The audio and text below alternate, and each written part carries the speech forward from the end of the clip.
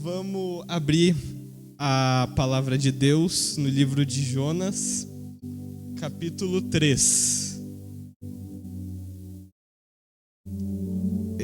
O título dessa pregação dessa série que a gente está tendo aqui na Igreja Avivamento que Reforma O avivamento não é sobre homens, amém? Jonas 3, versículo 1. A palavra do Senhor veio a Jonas pela segunda vez com esta ordem: vá à grande cidade de Nínive e pregue contra ela a mensagem que eu lhe darei. Jonas obedeceu à palavra do Senhor e foi para Nínive. Era uma cidade muito grande, sendo necessários 3 dias para percorrê-la. Jonas entrou na cidade e a percorreu durante 1 dia, proclamando: daqui a 40 dias Nínive será destruída. Os ninivitas creram em Deus, proclamaram um jejum, e todos eles, do maior ao menor, vestiram-se de pano de saco. Quando as notícias chegaram ao rei de Nínive, ele se levantou do trono, tirou o manto real, vestiu-se de pano de saco e sentou-se sobre cinza.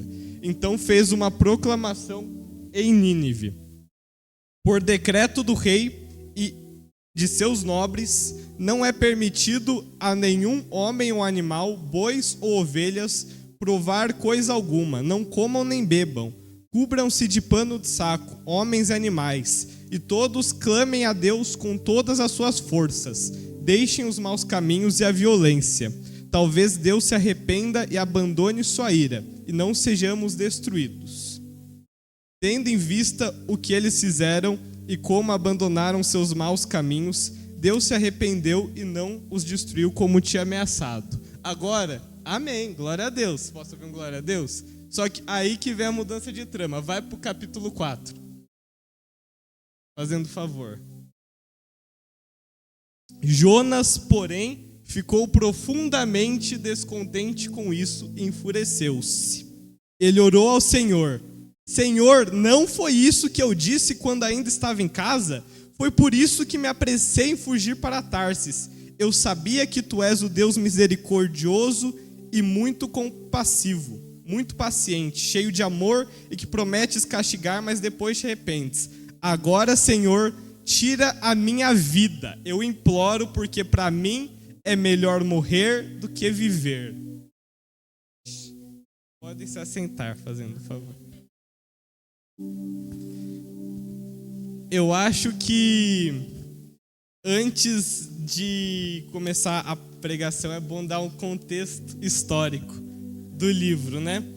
A gente vê aqui que Jonas, ele recebeu uma palavra do Senhor no começo do livro para ir pregar para lançar uma profecia e pregar para os ninivitas, para a cidade de Nínive. Nínive diz aqui que a maldade do Senhor subiu, que a maldade da cidade de Nínive subiu à presença do Senhor. Era uma cidade corrupta, uma cidade de pecado, uma cidade que não andava nos caminhos do Senhor. Mas Jonas, ele decidiu não ir, ele decidiu fugir da promessa do Senhor, da palavra do Senhor que foi lançada sobre a vida dele. Ele decidiu fugir e ele foi de navio para Tarsis.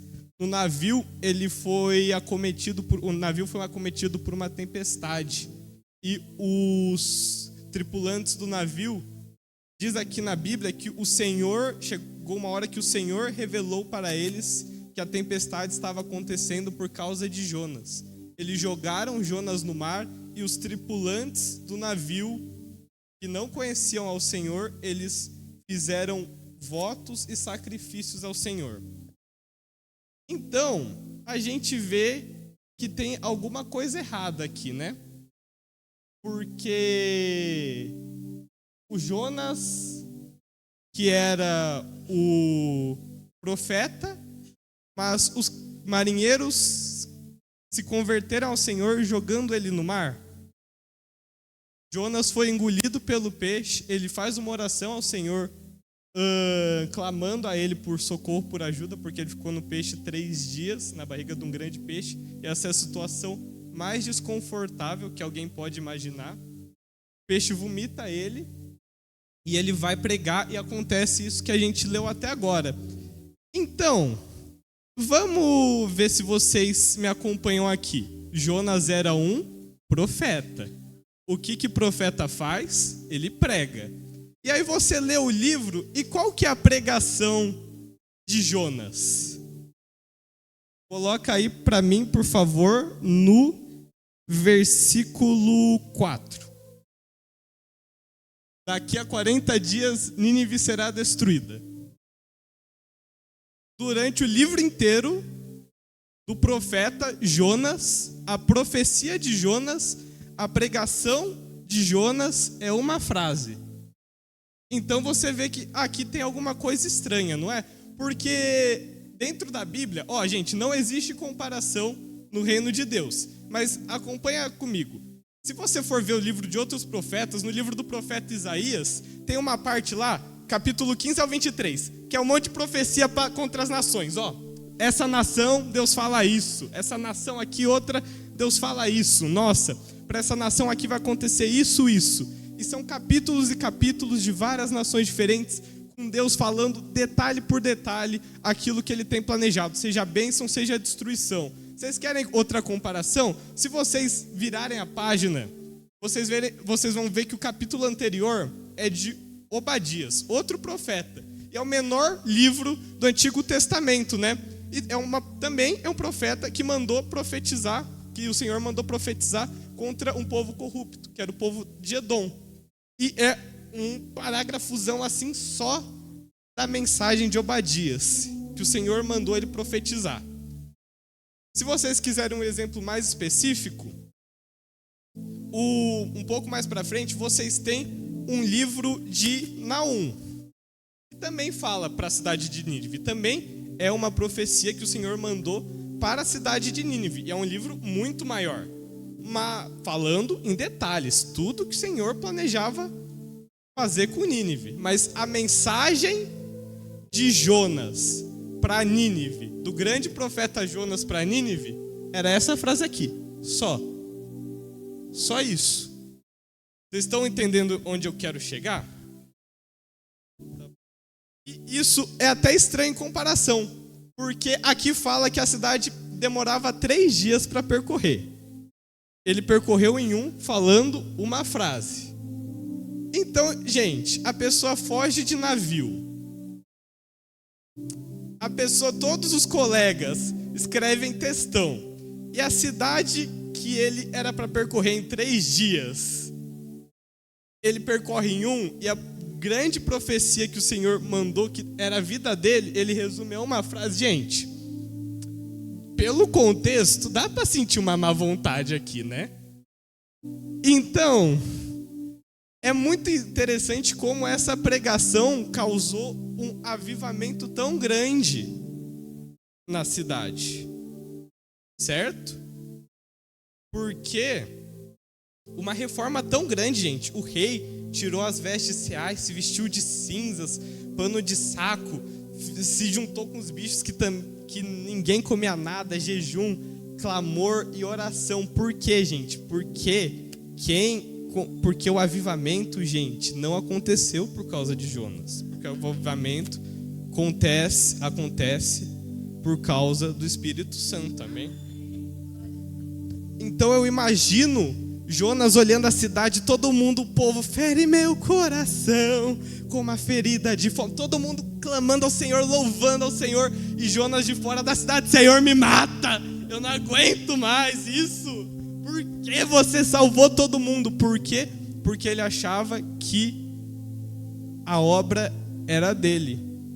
Porque ele achava que ele escolhia por onde ele deveria andar, para quem ele deveria pregar. E quando os planos de Deus, que são sempre de misericórdia, eles batem com a gente vê que a gente não é tão misericordioso assim, né? E agora que vai começar a pregação, gente. Amém. Nós tentamos controlar a maneira como o Espírito Santo age. O Espírito Santo manda você ir para Nínive e você fala, não, Espírito Santo, eu não quero ir para Nínive. Eu não aceito pregar em Nínive, Senhor. Eu não quero. Meu Deus, o avivamento, a gente tenta controlar, o Espírito Santo fala, não, eu quero que o Espírito Santo ache desse jeito, eu quero que o avivamento aconteça desse jeito. Gente, o nome da série é Avivamento que Reforma. Se reforma é porque não tá bom, né? O avivamento nunca acontece num lugar que tá bom. Então não adianta a gente querer ordenar o Espírito Santo, não, eu quero que o avivamento aconteça num lugar que tá bom, irmãos. Ai, meu Deus. Gente, o avivamento nunca vai ocorrer num lugar bom e ele nunca vai ocorrer de um jeito que a gente quer, porque ele é feito para reformar a sociedade. Ele reformou Nínive. O rei se despiu das vestes reais, se vestiu com um pano de saco, jejum. A nação que era pecaminosa, que era guerreira, que era cheia de maldade, ela se uniu em jejum e clamor, em humildade. Mas a gente se ira com isso. Porque às vezes a gente não aceita as mudanças de Deus na sociedade, né? A gente como cristão, como profeta, a gente fala, eu vou para o céu, eu tenho certeza da minha salvação. Por que o Senhor precisa avivar Nínive, não é verdade? Poxa vida, eu vou para o céu, né? O Senhor não precisa avivar Nínive, né? Nossa, cheio de maldade, né? Nossa, quero que Jesus volte logo, arrebente Nínive, queime Nínive, aí eu suba aos céus, né? Mas não. Infelizmente ou felizmente, nós temos um Deus muito misericordioso, né? Às vezes a gente não entende que o que a gente julga digno da destruição também é alcançado pelo avivamento e também é alcançado pela graça de Deus. A reforma, e o negócio que eu tenho aprendido é que reforma incomoda, né, mãe? Reforma suja, faz barulho. Se a reforma fosse causada por Jonas, ele não ia reclamar, ele não ia pedir para Deus matar ele. Ele ia estar orgulhoso. Mas não. A reforma foi feita por Cristo. E por isso que a gente se incomoda. Amém? Isso, gente, é uma mentalidade muito perigosa, né? Isso aqui de fazer as coisas... Não sei se vocês estão prestando atenção no que eu estou falando, né? Mas é bem sério, né? A gente tentar dar ordem pro Espírito Santo, né? A gente se incomodar com o avivamento, né? A gente não entender que a graça dele alcança todo mundo. É um negócio perigoso e afeta até a maneira como a gente faz a obra. Agora eu quero terminar o livro aqui, né? A partir agora do versículo 4. Jonas 4:4. Você tem alguma razão para essa fúria? Jonas saiu e sentou-se num lugar a leste da cidade. Ali construiu para si um abrigo. Sentou-se à sua sombra, esperou para ver o que aconteceria com a cidade. Então o Senhor Deus fez crescer uma planta sobre Jonas, para dar sombra à sua cabeça e livrá-lo do calor, o que deu grande alegria a Jonas. Mas na madrugada do dia seguinte, Deus mandou uma lagarta atacar a planta e ela secou-se. Ao nascer do sol, Deus trouxe um vento oriental muito quente. E o sol bateu na cabeça de Jonas ao ponto de ele quase desmaiar. Com isso, ele desejou morrer e disse: para mim seria melhor morrer do que viver. Ou seja, gente, quando a gente acha que a obra é nossa, a gente não está preocupado com a graça do Senhor que vai alcançar as outras pessoas. A gente está preocupado com a bênção que Ele vai dar enquanto a gente está fazendo a obra, né? Porque isso não é ruim, porque o Senhor cuida, né? Tem cuidado da igreja, cuida até hoje, a gente aqui é prova disso. Mas é bom o Senhor dar bênção para os filhos, né? É o maior, mas esse não deve ser o maior prazer do cristão. O maior prazer do cristão devia ser enxergar a graça de Deus alcançada em quem ainda não conhece isso. Porque a gente tem que reconhecer isso, e quando a gente reconhece isso, a gente quer que todo mundo sinta essa graça. E ver as pessoas reconhecendo essa graça, esse é o maior prazer do cristão, antes de qualquer planta que dê sombra para você, né? Isso é a coisa mais linda que tem nessa vida. Gente, mas você fala, mas Pedro, se ele estava de má vontade, por que aconteceu um avivamento tão grande? Gente, isso aí tá a chave disso está no capítulo 3, versículo 3. Jonas obedeceu a palavra do Senhor, porque o avivamento de Nínive veio de Jonas? Não, veio do Senhor. Amém? Pessoal, vocês estão me entendendo?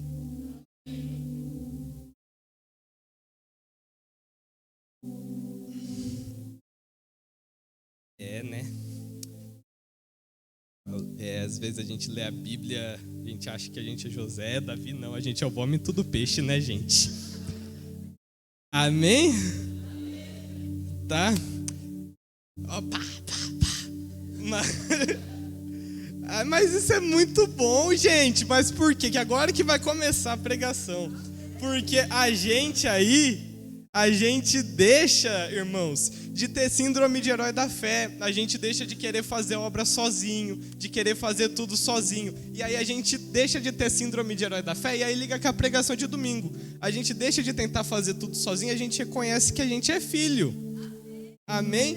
E isso, gente, tira um peso que, pelo amor de Deus, é um negócio que a gente não consegue carregar, porque a gente não consegue carregar, a gente não consegue tocar uma obra, a gente não consegue causar um avivamento que não é nosso, que não é sobre nós. E é sobre isso que é o evangelho, né, gente? Não é sobre tirar os pesos que a gente coloca em si mesmo e jogar no dono da obra, porque a obra é de Cristo. Amém?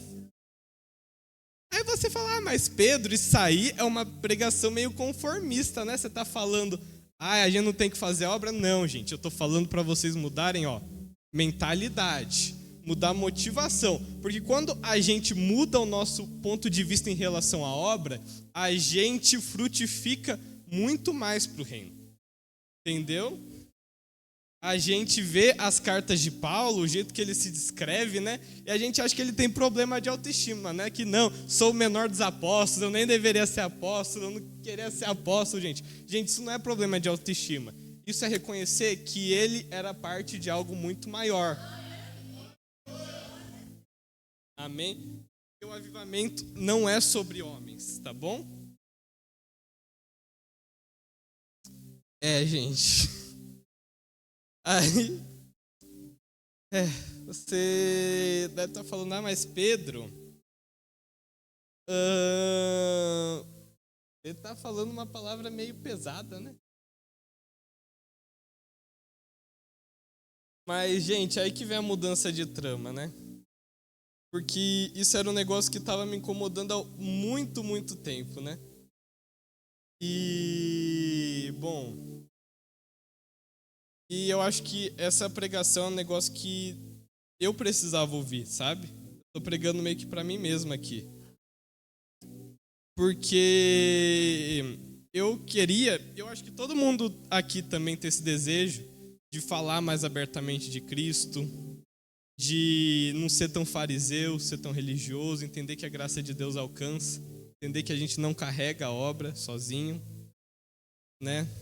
E porque já tiveram vezes, gente, que eu vi o Espírito Santo falar, vai, Pedro, evangeliza aquela pessoa lá, vai, fala que eu morri na cruz e ressuscitei, vai, campeão. E eu não fui. Ainda bem que a obra não é nossa. Glória a Deus.